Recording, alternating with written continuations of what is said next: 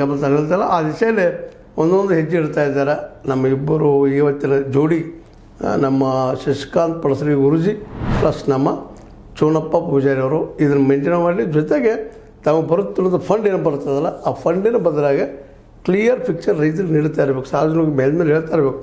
6 ತಿಂಗಳೊಮ್ಮೆ 3 ತಿಂಗಳೊಮ್ಮೆ meeting ಕರೆದು ಇಷ್ಟು ಬಂತಪ್ಪ, ಇಷ್ಟು ಹೋಯ್ತು ಅಂತ ನೀವು ಹೇಳಿದ್ರಿ ಇನ್ನಷ್ಟು ವಿಶ್ವಾಸ ಮಾಡುತ್ತೆ. ಮತ್ತು ನಿಮ್ಮ ಮೇಲೆ ವಿಶ್ವಾಸ ಇಟ್ಟಿದ್ದಾರೆ. ಹೀಗಾಗಿ ಅದನ್ನು ಉಳಿಸ್ಕೊಂಡು ಹೋಗೋದು ಭಾಳ ದೊಡ್ಡದು.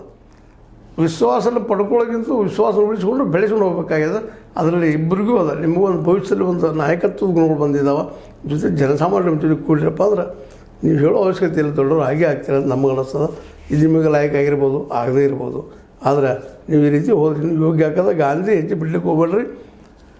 ನಾನ್ ವೈಲೆನ್ಸ್ ಹಿಡ್ಕೊಂಡು ನೀವು ಹೋರಾಟ ಮಾಡ್ತಾ ಹೋಗ್ರಿ, ಶಾಂತಿಯಿಂದ ಮಾಡಿರಿ, ನಿಶ್ಚಿತವಾಗಿ ಯಶಸ್ವಿ ಆಗ್ತದೆ. ಜೊತೆಗೆ ಪ್ರತಿ ಹಳ್ಳಿಗೆ ಪ್ರತಿ ರೈತರಿಗೂ ಭೇಟಿ ಆಗುವಂಥದ್ದು, ಅವನ ಸಮಸ್ಯೆ ಕೇಳೋದು. ಮತ್ತು ಮತ್ತೊಂದು ಹೇಳ್ತಾ ಇದ್ದೀನಿ, ಪ್ರತಿ ಹಳ್ಳಿಗೂ ಗೋಡಾನ್ ಮಾಡಿಸುವಂಥ ಒಂದು ಹೋರಾಟವನ್ನು ಅವ್ರಿಗೆ ಹೆಚ್ಚಾಕಿ ಎಷ್ಟು ಉಳಿತಾಯದ ಸ್ವಲ್ಪ ಮಾಡಿಸುತ್ತೆ. ಲೋನು ಸಿಗ್ತದೆ ಸಾಕಷ್ಟು. ಸೆಂಟ್ರಲ್ ಬ್ಯಾಂಕು ಅಥವಾ ನಮ್ಮ ಇವೆಲ್ಲ ರಾಷ್ಟ್ರೀಯ ಬ್ಯಾಂಕ್ಗಳು ಲೋನ್ ಸಿಗ್ತಾವೆ. ಇಡೀ ಹಳ್ಳಿ ಜನ ಕೂಡಿ ಒಂದು ಸೊಸೈಟಿ ಅಂತ ಇದ್ದೇ ಇರುತ್ತೆ. ಅದು ಥ್ರೂ ತಂದು ನೀವು ಈ ಗೋಡಾವಣೆಗಳನ್ನ ಮಾಡಿದ್ರಪ್ಪ ಅಂತಂದ್ರೆ, ಸಂಗ್ರಹ ಮಾಡೋಕ್ಕಿರ್ತೀರಿ ಅಂದ್ರೆ ನಿಶ್ಚಿತವಾಗಿಯೂ ನೀವೇ ಇಲ್ಲಿ ಕಿಂಗ್ ಮೇಕರ್ ಆಗ್ತಿರಲ್ಲ, ಮತ್ತೆ ಆಗಲಿಕ್ಕಿಲ್ಲ.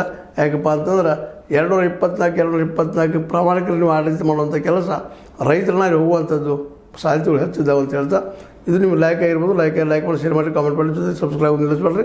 H16 ನ್ಯೂಸ್ ಅರ್ಥ ಸತ್ಯದ ಕೈಯಲ್ಲಿ 1